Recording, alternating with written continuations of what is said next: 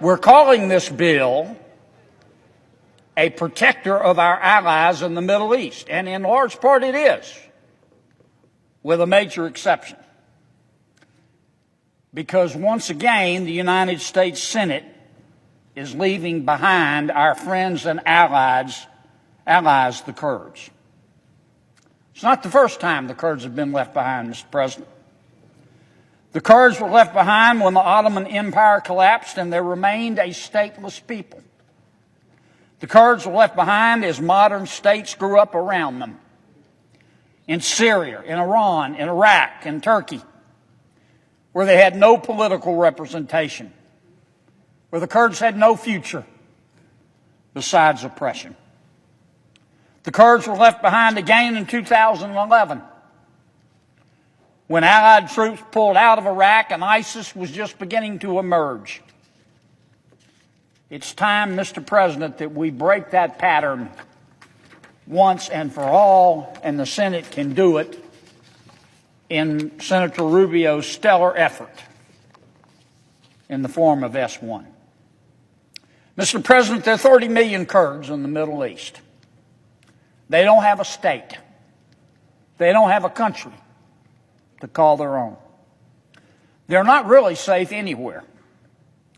As a result, the Kurdish people have suffered tremendously throughout history.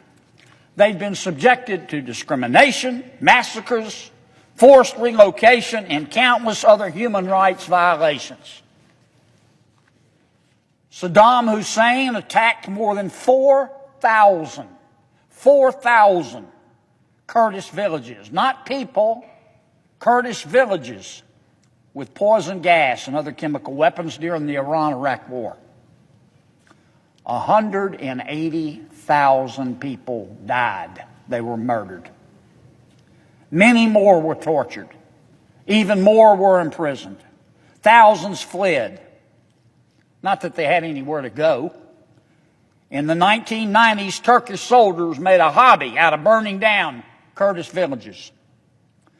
Since 1984, more than 40,000 Turkish Kurds have been killed.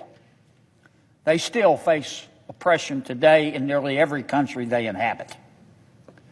The Turkish defense minister made that clear in December when he said that when the time comes, the Kurds, quote, will be buried in the ditches they dug. No one should doubt this. That's a quote.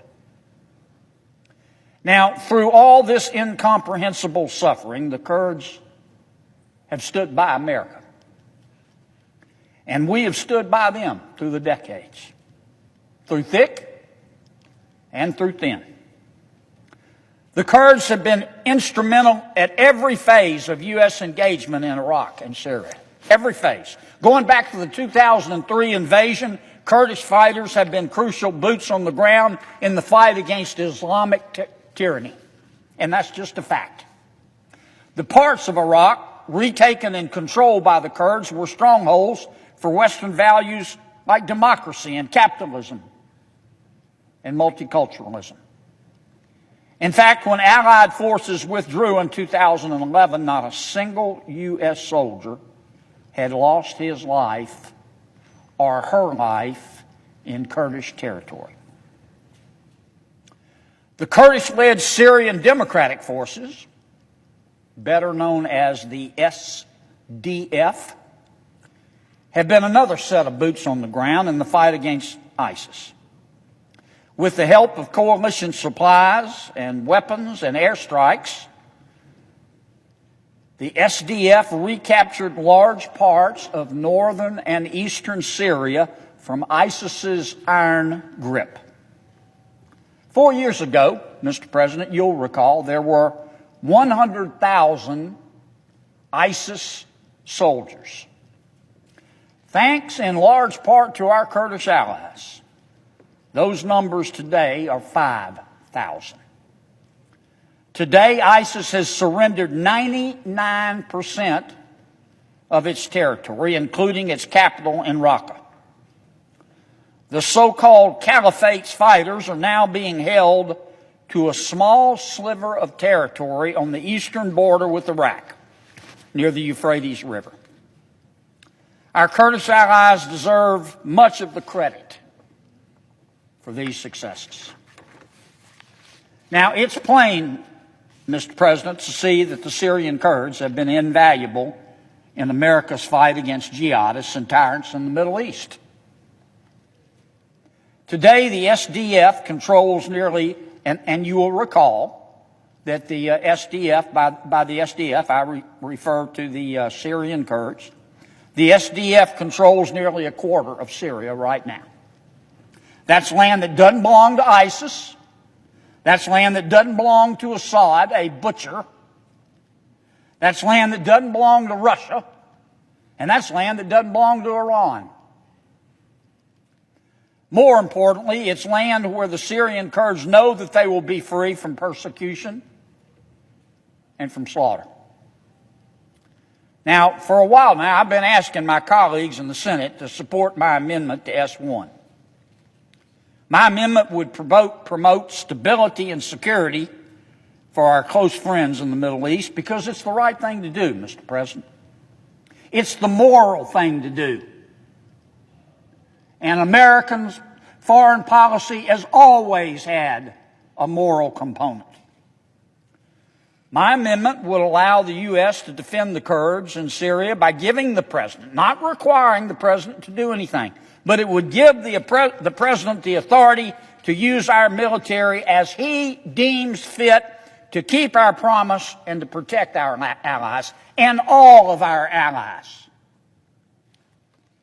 And after all, the Kurds have contributed to the fight against ISIS, and we owe them some peace of mind as we draw down our presence in the region. As we draw down our presence in the region, it's time to stand up and stand by our friends to make sure the fight stays won. The threat of U.S. military force, Mr. President, has been a major deterrent for the reemergence of jihadists like ISIS and Al-Qaeda. As the President knows well, weakness invites the wolves. Our presence has held back Assad, it's held back Turkey, it's held back Russia, and it's held back Iran from gaining stronger footholds in the area. Without assurances of our support, as we wind down our effort in Syria, the Kurds will be left behind to fend for themselves. And without the Kurds, we cannot be certain who will step in to fill the power vacuum in the areas of Syria that they currently control. We can only guess, and the answers to those guesses don't look good. If the Kurds are vulnerable to attack from Turkey or Syrian rebels, they may have to turn to their enemies for protection out of fear. And even if they don't, they can't fight off the Turkish military if the Turkish military decides to attack and pursue the remnants of ISIS at the same time. To abandon the Kurds now would be unconscionable. To abandon the Kurds now would compromise the security of our allies, Israel and Jordan, and it would risk exposing the region to more turmoil. I want to urge my colleagues in the Senate to think about the Kurds, Mr. President, as they consider how best we can strengthen Americans' interests and security in the Middle East. It's time we make sure that America keeps the promises that we've made to all of our allies. Not just some of our allies, all of our allies in the Middle East.